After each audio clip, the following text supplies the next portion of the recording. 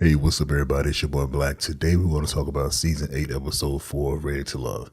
This one starts off with the ladies going to brunch.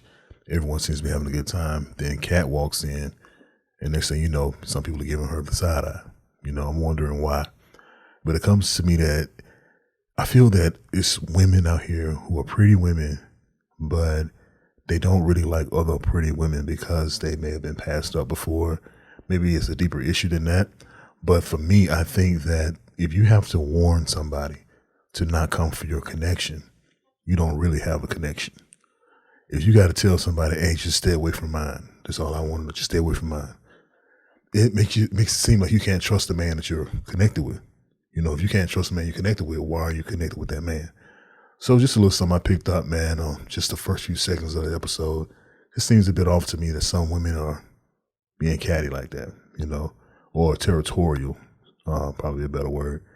But then, Tommy comes in. Tommy comes in and talks to the lady. But first, did you guys notice all those gnats around the food? Like, what was that about, man? I just didn't get that. I can't eat that food. No way. So Tommy talks to the ladies about, the cowboy themed festival, I guess they're going to have, which seems to be pretty cool, something laid back. So it is what it is, whatever. All right, so up next we have Marié and Sierra. They go out on a date, seem to have a good time. They're giving each other good vibes back and forth. I don't know what's going on with Marié and that chain, that silver and that gold together like that. Just, it makes my eyes hurt. But they seem to be hitting it off pretty well. Sierra thought that Marié was married before, and Marié said he wants to be intimately attracted to his best friend. Marié I think he's a slick talker, man.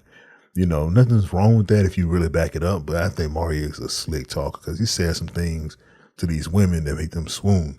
So hats off to him if he's able to do that, but just hopefully he's genuine with what he's saying. Those who seem to be getting along pretty well, the laughter, the joy that Sierra seems to feel in her heart is amazing for this man.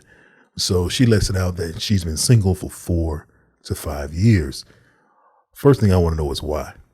If you're a woman and you're being pursued by men, how can you be single for 4 to 5 years? Are you dating at all, or is that including dating? Are you saying you're single because you're not in a committed relationship in 4 or 5 years, or are you still in dating? I think that's what it is. You let me know what you guys think in the comments. When you say you're single for 4 or 5 years, does that exclude the dating piece as well? How does that work? All right, so up next we have Lee and Red. They go out on a date. Red approaches Lee, asking for hugs. Why are you asking for a hug? Just get a hug. I'm not saying take it, but just get a hug. He told her, hey, I'm really happy to see you. She said, I'm happy that you can join me. That's not really the same thing. Seems to me that Lee has a problem with reciprocating compliments. She's done it before as well. So Lee lets him know, hey, you seem like you're a cool guy. I'm not really sure if there's anything there because you are not giving me the fun, the energetic version of you. I get business. I get very laid back, casual, conservative from you. He's like, no, there are layers to me, blah, blah, blah. But I think Red really tanked this relationship because he's been fun, outgoing with everybody else he's been on a date with. Because he's so attracted to Lee, because he likes Lee so much, he tried to give her this calm, serious type, and that's not what she wants. It's always good to be true to yourself, be true to who you are. If you have that mentality, if you have that personality that is very outgoing and silly and fun, let that shine. If you're that personality that's very low-key, casual, let that shine. You have to be yourself because you don't want to involve yourself with anyone who can't accept you for you. So Red, my advice on him will be to be yourself because this whole date could have been a lot better if you were a little bit more loose and treated her like you treated everyone else. Shoot, maybe it could have been her that he could have matched with. Who knows, right? But I guess we'll never know about that because he didn't do it. All right, so up next, everyone gets together in that cowboy get up and try to have a good time. At first look, it's clear. It's very clear to me that not everyone knows what cowboy attire is. Fellas, why are your shirts open? I'm trying to understand what is that about? Why are you wearing plaid? Plaid gives off a ranger. Plaid gives off someone, a woodsman, not a cowboy. Anyway, they didn't know, they didn't have the themes down right. But here we go with Chris again. I thought he was going to get a pass this season, this episode. But Chris comes in and waves his hand like he's a third grader that needs to go to the restroom. Excuse me, Tommy. No, sir. I just don't get it. I just don't get it with Chris. I'm sorry. Chris is going to receive an award, which is cool. Kudos to him for that.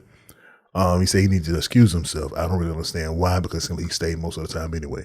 I mean, he stayed all but 30 minutes of the hold down, or whatever you want to call it. The black farming, I think that's really dope. I want to make mention of that. They were on a black owned farm. I think that's so dope. It was very nice. I was looking around and checking things out. Real cool, man. They get together, they talk, they end up line dancing. Line dance. Christopher says he has no idea what he's doing. He doesn't know how to line dance. He ain't got no rhythm. I hate he mentioned that. I hate he admitted that on camera. Just sit up and just tap your feet. You know what I'm saying? Just tap your feet. You don't even got to be on rhythm because no one's really looking at your feet like that. But what he was doing on that floor, sir, he needed some help, needed some guidance. And he needed more than what they offered. But notice that a lot of people was getting together. I noticed a real strong connection, it seems, between Quentin and Janelle, and also with Janelle and Herbert.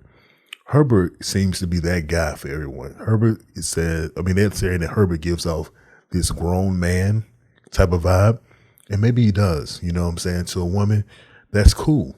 Nothing wrong with that. And that's what a lot of women are looking for. They're looking for that guy who's unapologetic, thoughtful, sincere, but unapologetic at the same time. So he's true to himself. And Herbert comes off that way. He really does. He comes off very genuine.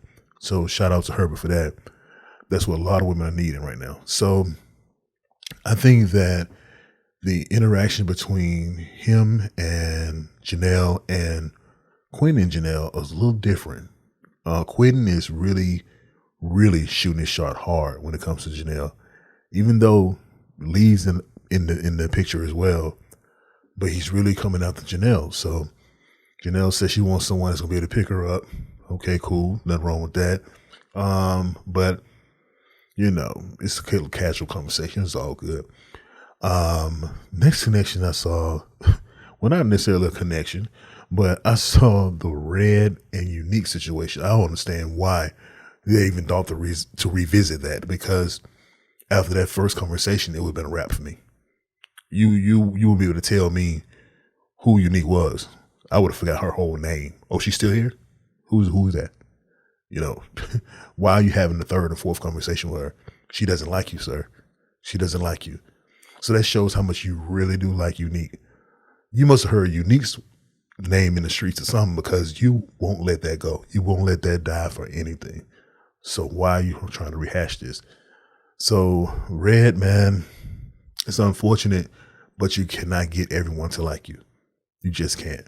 You can't force anyone to like you. You can't force people to be attracted to you. You can't force people to be into the things you're into or respect the things you're into. You got to still thrive and move on your own without any acknowledgement from anybody, because when you start looking for that type of thing and it's not there, it's going to hurt you. You're going to end up hurting yourself. So my advice to Red, know who he is, go off of who he is. Don't name drop or find other people to make you look better. Go off of who you are. All right, next up we have Lee and Marvin. They decided to go out on a date as well, have a little bit of a chit chat, I'll say. Lee, Marvin comes over to Lee, talking about, I've always been attracted to you from the start. I saw you in that red dress. And, oh my goodness. That's the thing, fellas. Like when you mention a woman's body and how good she looks in a certain type of clothing, it's okay, but you got to get to a certain point where that conversation does not sound cringy. So Lee's follow-up question, I really appreciate it and I respect it, because she said, what kept you engaged with me? What kept you interested in me? And you got to be aware of this too, ladies, that Marvin gave a very flat answer to me. I hate when someone asks you, what do you like about me? And they just skip to saying your personality or who you are. How much time have you really had to talk to Lee? I haven't seen him interact with Lee very much to know that she has a certain type of personality. So with that being said, I don't think that played very well with Lee, as it shouldn't, because you need to start listing things out. If a woman asks you, fellas, if a woman asks you if you like her or if you're into her or you want to be around her, if you're saying you like her, you need to be able to itemize the things you like about her. You know, things about her personality that you like, not just simply your personality. So give a little bit more meat, give a little bit more of a description of the things you really enjoy about being around that person or really like from afar that you see with this person. You know what I mean? So it's how you carry yourself, this, that, and other, blah, blah, blah, blah. When you carry yourself this way, I think, blah, blah, blah. So you need to give a little bit more definition to your answer. But then Lee, they started talking about the things that he's into. He was like, is that the world you want to be in? Having all these women around. He's like, no, one woman to be good enough for me.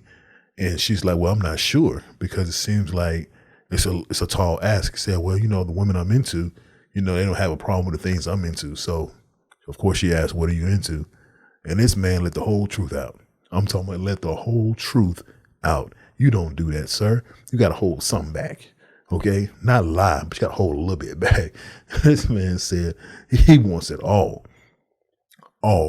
Gave detail after detail. So my thing with Marvin, man, is that what he thinks is sexy, what he thinks is attractive, that's a small demographic of women who's into what he's into. So he can't always lead with that, because doing so makes him look like what he's looking like on the show. He needs to present a side of himself that has nothing to do with being an author, has nothing to do with erotica. What else do you do 8 hours a day when you're not sleeping, when you're not talking about erotica? What else do you do? What other things are you into? But it seems like every time he asks that question, what are you into? It always leads back to something sexual. And I'm like, why? But anyway, ladies get together, they deliberate. Bottom two, Marvin and Red. Who's going home? We don't know. But it's one thing I do know. I do know I want you to subscribe to this page. I do know I want you to like, comment, and share this video. It means the world to me. Thank you guys so much for listening and watching. Until next time, it's your boy Black. Peace.